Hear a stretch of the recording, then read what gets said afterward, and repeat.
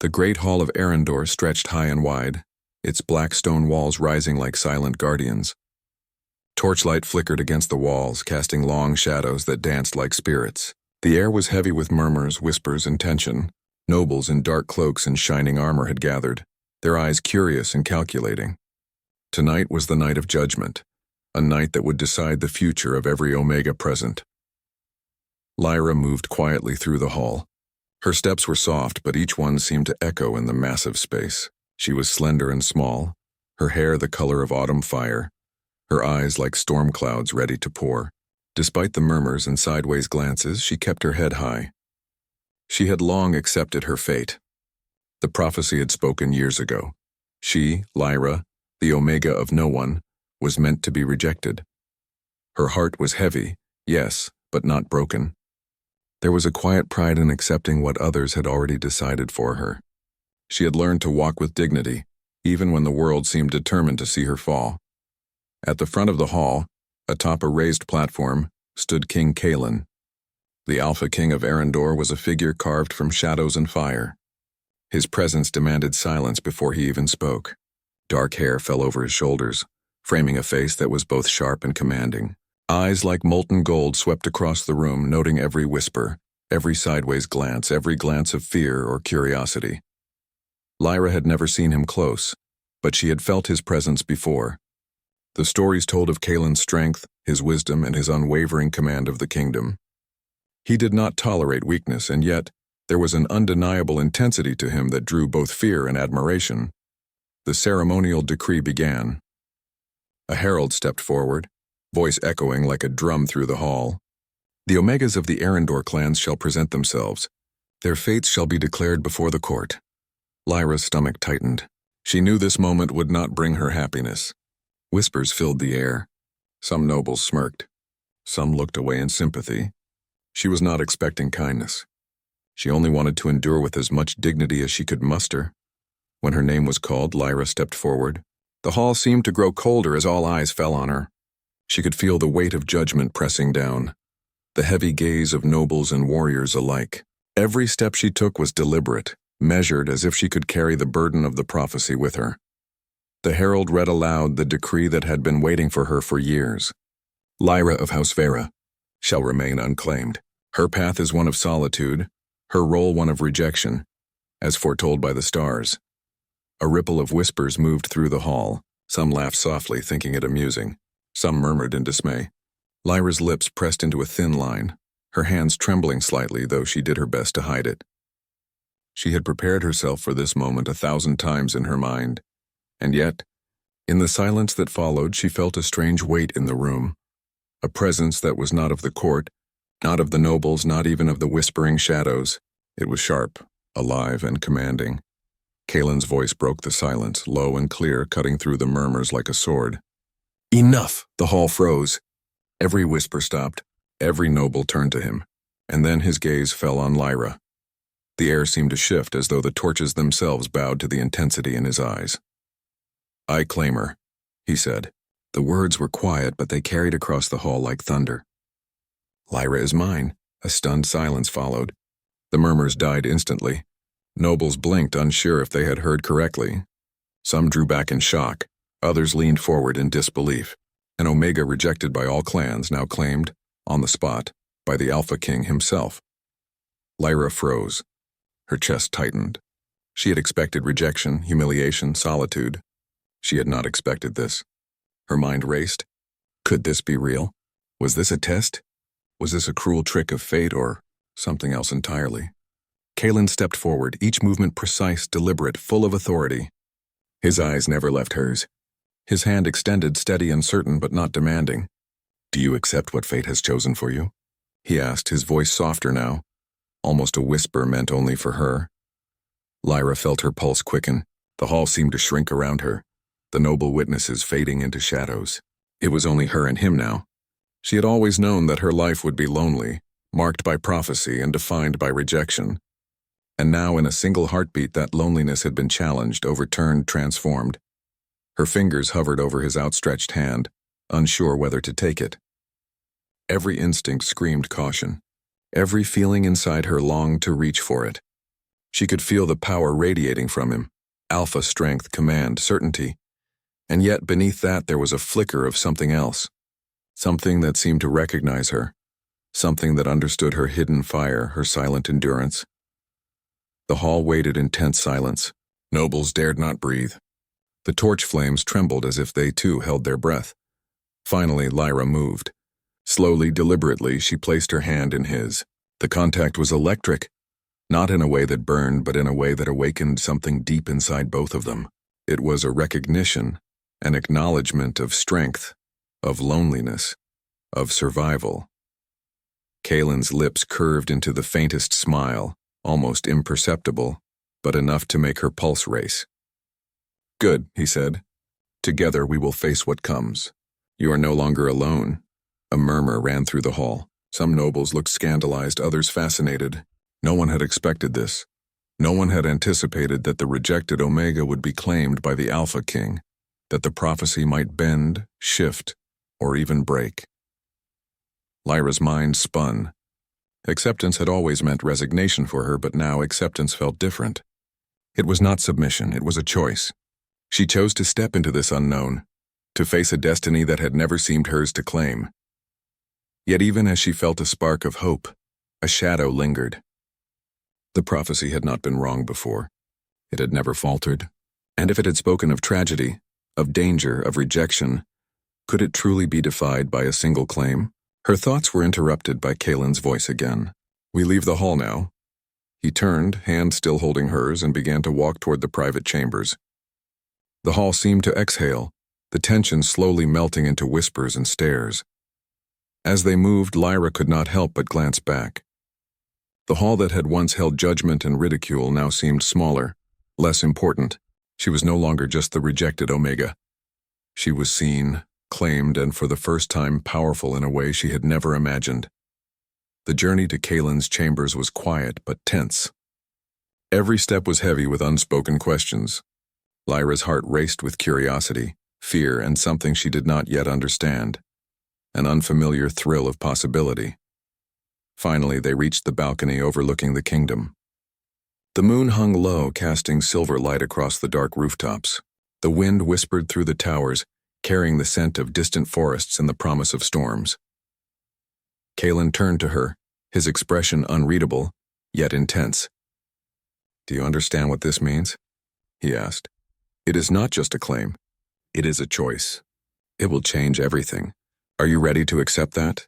Lyra looked at him, her hand still in his. The moonlight caught the fire in her hair, the storm in her eyes. She took a deep breath. She had accepted rejection her whole life. Now she faced a different kind of fate, one that could burn or save, one that could destroy or redeem. Her lips trembled, but her voice was steady. I will accept it," she said. Kaelin's eyes softened for the briefest moment, almost imperceptible. Then, as if sensing danger, his gaze shifted toward the horizon. Shadows moved across the distant forest. A whisper of wind carried something unnatural, a threat long foretold by prophecy. Lyra felt it too, a presence that chilled the spine, a warning of trials to come. She squeezed his hand, a mixture of fear and resolve. Kaelin spoke again, his voice a low growl, more warning than reassurance. "If fate dares to challenge us, we will face it together. No one will take what is ours." The moonlight glinted on his golden eyes, fierce and unwavering. Lyra's heart beat faster, caught between fear and something dangerous, beautiful, and impossible. She did not know what lay ahead, only that her life had changed in a single moment, and that every step forward would be a test of courage, trust, and the fragile spark of something far greater than either of them had imagined. And as the wind carried a distant howl from the shadowed forest, the night seemed to whisper back. The prophecy was not yet over, and the story had only begun. The moon hung high over Arendor, casting silver light across the black stone towers. The wind whispered through the castle, carrying the scent of distant forests and the faint hum of magic that seemed to linger in every shadow. Lyra stood beside Kaelin on the balcony, her hand still held in his. The weight of what had just happened in the great hall pressed on her, but it was different now. It was not shame or fear. It was anticipation. Kaelin's golden eyes scanned the horizon, alert and calculating. "You feel it, don't you?" he asked softly, his voice a low rumble that matched the rhythm of her heart. Lyra nodded. Yes, something is coming. Something dark. Her voice trembled slightly, though her grip on his hand was firm. She had always feared the prophecy, had always accepted her solitude, yet now she felt a spark of defiance. She would not be afraid. Not while he stood beside her. Kalen turned to her, his expression unreadable, but his gaze was intense, piercing. The prophecy does not end with rejection. It has more to say, and you are at the center of it. Lyra swallowed, her mind racing. She had always known her destiny was marked by fate, but now it was entwined with Kalen's will, his claim. What does it mean? She asked, her voice barely above a whisper. It means, he said, his eyes never leaving hers, that you are stronger than you know, and that together we may survive what is coming. They moved inside the castle, down shadowed corridors lined with ancient tapestries. The flickering torchlight made the walls dance with memories of kings and queens long gone. Each step echoed, a steady reminder of the weight of history pressing down on them. Kalen led her to a chamber at the far end of the hall. The room was simple but elegant. Stone walls, a single large window overlooking the kingdom, and a fire burning low in the hearth. He released her hand and gestured for her to sit. She hesitated, unsure if she had the right to claim this space, but eventually she lowered herself onto the edge of a cushioned bench. Kalen remained standing, his presence filling the room. You must understand, he said, his voice calm but firm. Being claimed by me is not only honor, it is responsibility. Danger will follow you. The prophecy may try to break you, but I will not abandon you. Lyra's chest tightened. She had lived her whole life expecting abandonment, rejection, and solitude. The words felt strange, almost unbelievable. Why me? She asked quietly. Why now? Kalen's gaze softened, a fleeting moment of vulnerability crossing his features. Because you have something they do not see. Strength hidden beneath fear. Courage buried under resignation. I see you, Lyra. I see the Omega that no one else will ever understand. Her heart beat faster. To be seen was rare, almost forbidden. To be claimed by the Alpha King was unimaginable. And yet she felt a warmth spreading through her, a fragile hope taking root. The quiet between them stretched, filled with unspoken thoughts, longing, and a tension that was impossible to ignore. Lyra could feel the weight of Kalen's strength, the steady rhythm of his presence, and the strange pull that made her own heartbeat echo in response. Kalen finally stepped closer, his hand brushing hers gently. You will need to trust me, he said softly, almost a plea. Not just as a king, not just as an alpha, but as someone who stands beside you. No matter what comes. Lyra looked up at him, her stormy eyes meeting his molten gold. She wanted to speak, to voice her doubts, her fears, her hopes. But the words seemed too fragile, too small for the moment. Instead, she simply nodded. I will try. He gave her the faintest smile, a gesture of reassurance and promise. Trying is all that matters. The night passed slowly. They spoke of little things. Memories, the kingdom, the stars above. Yet beneath the quiet conversation, there was a current of something deeper, something neither could name but both felt. It was a connection born of circumstance, of fate, of recognition. Lyra began to understand that being claimed did not mean losing herself. It meant being seen, being acknowledged, and perhaps being protected. But peace, as always, was fleeting. As dawn approached, the wind carried a faint, unnatural chill. A shadow moved across the distant forest, and Lyra's pulse quickened. She could feel it, a presence ancient and dangerous, as if the prophecy had found its first voice in the new day. Kalen noticed it too. His jaw tightened and his eyes darkened. It begins, he said, a low growl of warning. Whatever is coming, we must face it together. Lyra's hand tightened around his. Fear was there, yes, but also determination. For the first time in her life, she did not feel powerless. She felt chosen. She felt seen. And she would not run. In the following days, Kalen guided her through the layers of the castle and the secrets of her own hidden abilities. The prophecy had not spoken of her weakness. It had only hinted at the dangers she might face. Lyra discovered a strength within herself that she had never acknowledged, a subtle power tied to her presence, her courage, and her acceptance of fate. Kalen watched her closely. Every gesture, every decision, every spark of courage made him admire her more deeply. His claim had not been a whim. It had been a recognition of the rare strength she carried within her. One evening they stood again on the balcony, the kingdom bathed in the silver glow of the full moon. The air was thick with anticipation. "The prophecy may try to test you," Kalen said, his hand resting lightly on hers. "But you are stronger than it believes. And I will not let it take you from me." Lyra's heart swelled. She felt something shift inside her, a mixture of fear, hope, and longing that she could not name. "Then we face it together," she whispered. Kalen's eyes softened, but there was a glint of steel beneath the warmth. "Together," he agreed. And then, as if to prove the prophecy was far from finished, the wind carried a distant howl, not of any creature they knew, but something older, darker, and full of intent. Shadows moved in the forest below, and Lyra could feel the chill of danger pressing toward them. Kalen tightened his hold on her hand. "If the prophecy dares to challenge us, we will face it, side by side. No one will take what is ours." Lyra nodded, the weight of the words settling in her chest. She was no longer the rejected Omega. She was claimed. She was seen. And now she would stand, unafraid, beside the Alpha King who had chosen her. The moonlight reflected off Kalen's golden eyes, fierce and unwavering, and Lyra felt a thrill she had never known. The prophecy was not over. The danger had not passed.